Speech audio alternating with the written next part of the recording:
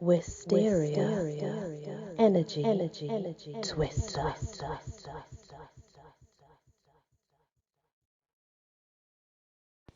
Hello everyone, welcome back to the Legends of Britany. We are now on the Lay of Equitan. The Lay of Equitan is one of Marie's most famous tales.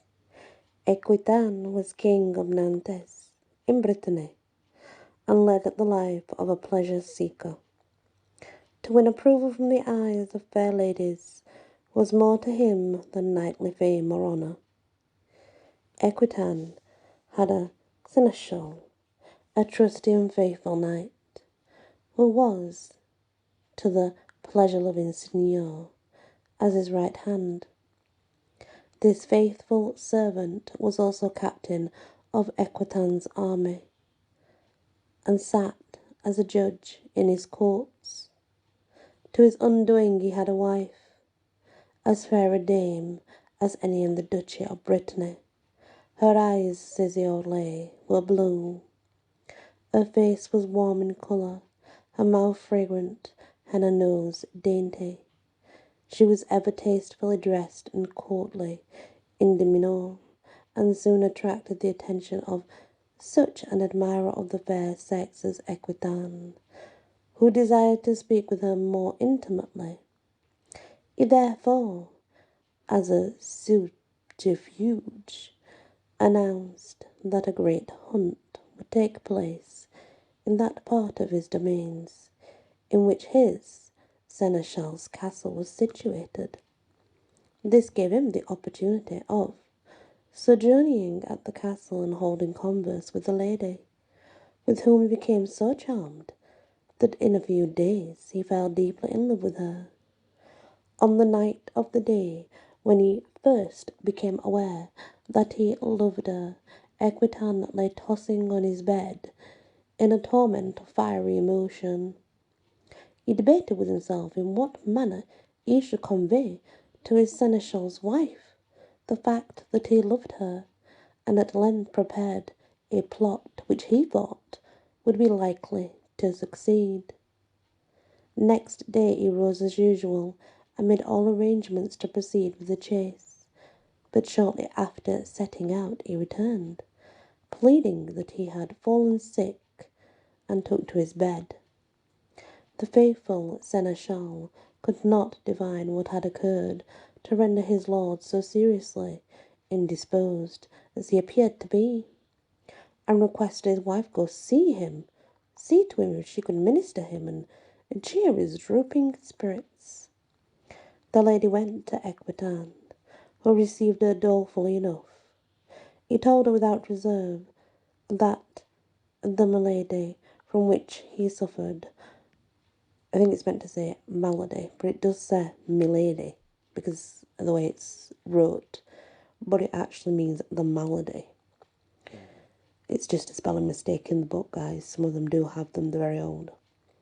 Was none other than love for herself, and that did she not consent to love him in return, he would surely die. The dame at first dissented, but carried away by the fiery eloquence of his words, she at last assured him of her love, and they exchanged rings as a token of troth and trust. The love of Equitan and the seneschal's wife was discovered by none, and when they desired to meet, he arranged to go hunting in the neighbourhood of the seneschal's castle. Shortly after they had plighted their troth, the great barons of the realm approached the king with a proposal that he should marry. But Equitan would have none of this, nor would he listen to even his most trusted advisers with regard to such a subject. The nobles were angered at his court and even savage refusal to hearken to them, and the commons were also greatly disturbed because of the lack of a successor.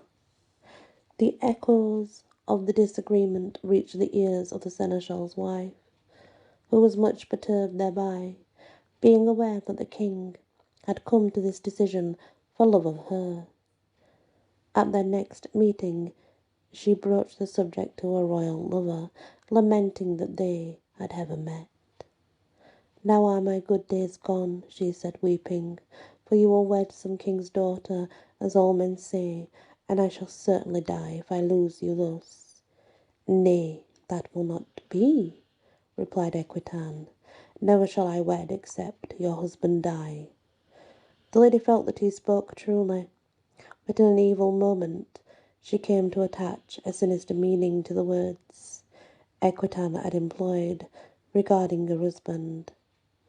Day and night she brooded on them, for well she knew that did her husband die, Equitan would surely wed her. By insensible degree, she came to regard her husband's death as a good rather than an evil thing, and little by little, Equitan, who at first looked upon the idea with horror, became converted to her opinion. Between them they hatched a plot for the two, to do the undoing, let's say. It was arranged that the king should go hunting as usual in the neighbourhood of his faithful servant's castle. While lodging in the castle, the king and the seneschal would be bled in the old surgical manner for the health's sake, and 3 days after would bathe before leaving the chamber they occupied. And the heartless wife suggested that she could make her husband's bath so fiercely hot that he would not survive after entering it. One would think that the seneschal would easily have been able to escape such a simple trap, but we must remember that the baths of Norman times were not shaped like our own, but were exceedingly deep, and indeed some of them were in form almost like those immense upright jars, such as the 40 thieves were concealed in the story of Ali Baba, so that in many cases it was not easy for the bath or the bather to tell whether the water into which he was stripping or stepping into was hot nor otherwise. The plot was carried out as the lady had directed, but not without much misgiving on the part of Equitan. The king duly arrived at the castle and announced his intentions to be bled, requesting that the seneschal should undergo the same operation at the same time, and occupy the same chamber by way of companionship. Then, after the leech had bled them, the king asked he might have a bath before leaving his apartment, and the seneschal requested that his too should be made ready. Accordingly, on the 3rd day, the baths were brought to the chamber, and the lady occupied herself with filling them. While she was doing so, her lord left the chamber for a space, and during this absence the king and the lady were clasped in each other's arms.